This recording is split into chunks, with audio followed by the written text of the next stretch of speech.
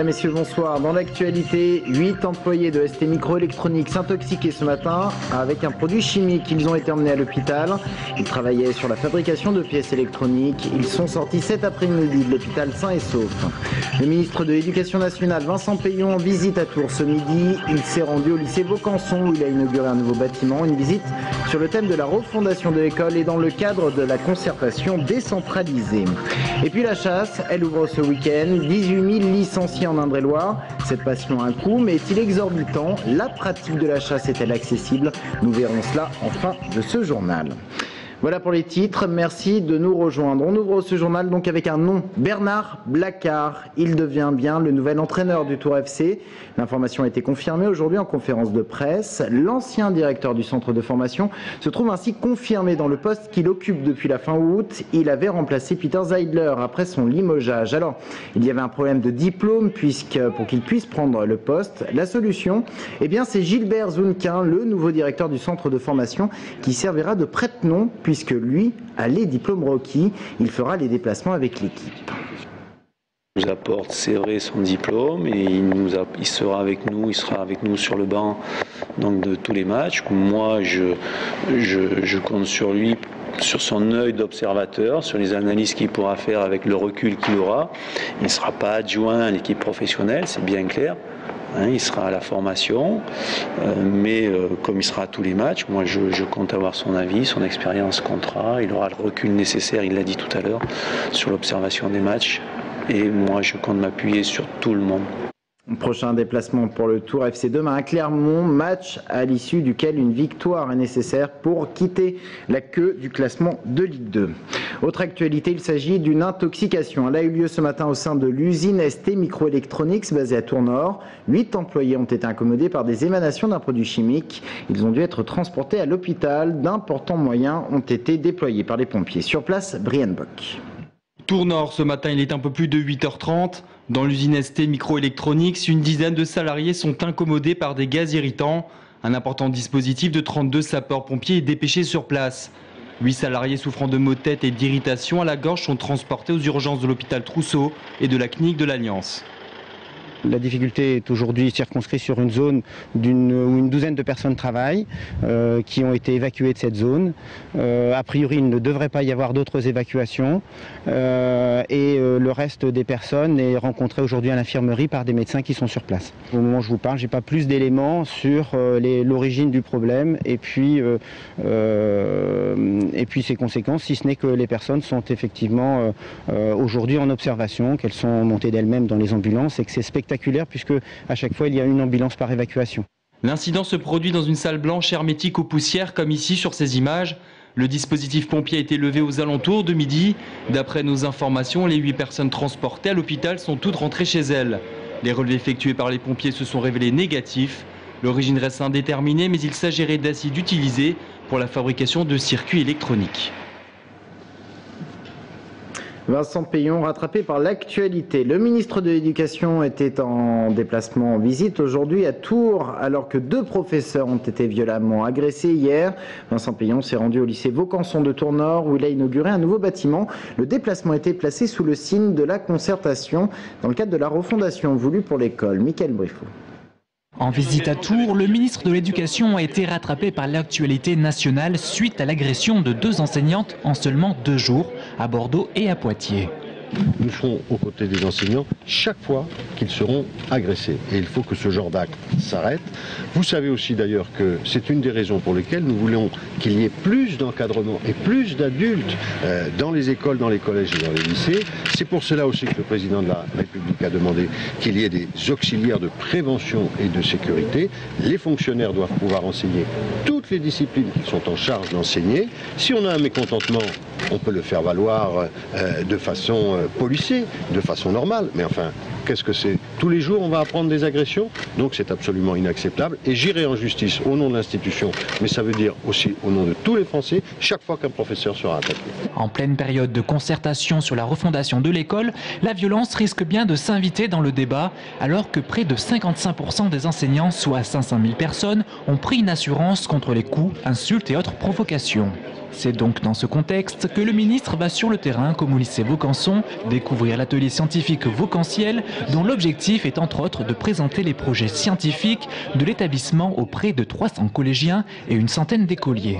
C'est important de rencontrer les élèves, les enseignants, les personnels d'encadrement. C'est important de les entendre sur les situations qui sont les leurs. C'est important aussi de montrer aux Français qu'on peut être fier de notre école, fier de nos enseignants, fier des personnels d'encadrement et qu'on a une belle jeunesse qui ne demande qu'à grandir et qu'à être accompagnée.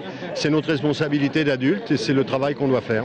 Le président de la région a également profité de la venue du ministre pour inaugurer le nouveau bâtiment pont du lycée qui accueille de nouvelles salles de cours. La construction du nouveau bâtiment a coûté 7 650 000 €. Un bâtiment dans lequel les jeunes vont pouvoir poursuivre leurs études scientifiques, aller vers des écoles d'ingénieurs, progresser dans un cadre qui est un cadre porteur. Et puis c'était aussi l'occasion pour le ministre de voir combien dans notre région les enseignants sont mobilisés pour la réussite de tous les jeunes, combien il y a cette volonté de faire que le lycée soit un lieu d'ascenseur social. Et quant à la phase de refondation de l'école, le comité de pilotage, dont le président de région est membre, doit remettre un rapport au ministre le 15 octobre. L'actualité sociale à Blois, la grève serait terminée chez Tube, les transports en commun de la ville. La plupart des conducteurs ont repris le travail ce matin et aucune perturbation n'est à craindre pour demain selon la direction. Pourtant, aucun protocole en fin de conflit n'a été signé. Une grève qui courait depuis le mois d'avril sur le principe des débrayages aux heures de pointe. Grève qui semble terminée chez Tube, grève qui pourrait débuter chez Mecacro-Montboise. Le syndicat Force Ouvrière appelle les salariés de l'usine à une grève franche de 24 heures. Grève donc pour demain. La mobilisation porte sur la défense des salaires, de l'emploi et des conditions de travail. Lancement aujourd'hui de Loir-et-Cher 2020, la grande concertation. Il s'agit d'une grande consultation de toute la population. Tous les Loir-et-Chériens sont invités à s'exprimer sur l'avenir de leur département. Anaïs Michaud. Voté à l'unanimité par l'Assemblée départementale en juin dernier, le projet Loir-et-Cher 2020 est aujourd'hui sur les rails. Objectif : élaborer avec toutes les forces vives du Loir-et-Cher une véritable stratégie et une prospective pour 2020. La phase de diagnostic visant à établir la situation actuelle du département prendra fin dans quelques jours et laissera place à une deuxième phase, celle de la consultation publique. Je pense qu'on ne demande pas assez l'avis de nos concitoyens. Et nous voulons en Loir-et-Cher consulter les Loir-et-Chériens directement. Pas seulement les corps intermédiaires avec lesquels nous allons travailler, bien entendu, mais directement les Loir-et-Chériens. Donc j'appelle les Loir-et-Chériens à se saisir de cette vaste consultation. D'octobre 2012 à avril 2013, les Loir-et-Chériens pourront ainsi s'exprimer sous différentes formes, en laissant un mot dans une des box Loir-et-Cher 2020 disposées dans différents espaces publics du département, en participant à l'un des 5 forums thématiques ou encore en envoyant directement leur contribution au Conseil général par exemple. 4 axes de réflexion seront proposés: cultiver le bien-être, à chacun sa chance, préparer l'économie de demain et fédérer les forces territoriales. L'opération se clôturera par la rédaction d'un livre blanc soumis au vote en juin 2013. Ouverture ce week-end de la chasse. Hier, on s'intéressait aux méthodes ancestrales. Aujourd'hui, nous nous posons une question. Est-ce que la chasse coûte cher ? Cette pratique semblait réservée aux initiés. Pourtant, elle attire de nouveaux adeptes, beaucoup de quadragénaires. Alors, quel coût pour devenir chasseur ? Élément de réponse avec Aurélie Renaud. Un rayon kaki et orange fluo qui représente 3 à 4% du chiffre d'affaires. Dans cette grande enseigne de sport, l'ouverture de la chasse rime avec renouvellement de matériel et de garde-robe.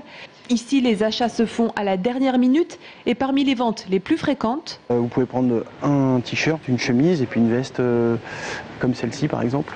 Voilà. Ça fait un panier moyen à peu près. En moyenne, vous allez être à 80-90 € sans les munitions.